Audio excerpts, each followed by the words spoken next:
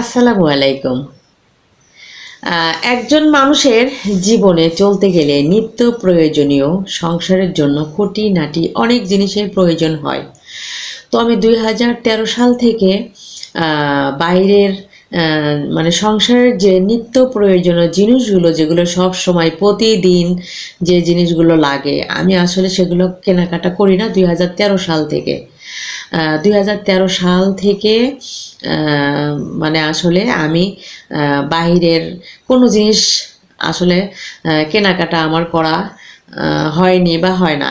তো এখন মাঝে মধ্যে যদি কখনো দেখা যাচ্ছে একটু শখ করে কোনো কিছু যদি কিনতে যাই, দেখা যাচ্ছে একটা ওড়না বা কসমেটিক্স কোনো আইটেম বা কোনো কিছু যদি একটা জিনিস যদি কিনতে যাই, দেখা যাচ্ছে সেটার দাম যা আমি ২০১৩ সালে আগে যে দাম দিয়ে কিনছিলাম সেই দামের চাইতে ৩ গুণ দাম বেড়ে গিয়েছে।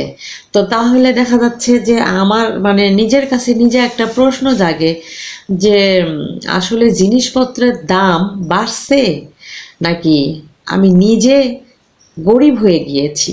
এটা আমার কাছে আসলে প্রশ্ন। তা আমি মনে করি এটা আমার একা সমস্যা না, এটা প্রতি ঘরে ঘরে প্রত্যেকটা মানুষেরই এটা সমস্যা। আসলে আমরা আহ, গরিব হয়ে যায়নি, আমাদের যা ইনকাম সেই ইনকামের তুলনামূলক জিনিসপত্রের দাম মানে যা ছিল তার চাইতে ৩ গুণ বেড়ে গিয়েছে। তাই আমাদের কাছে আমাদেরকে মনে হচ্ছে যে আমরা আসলে গরিব হয়ে গিয়েছি।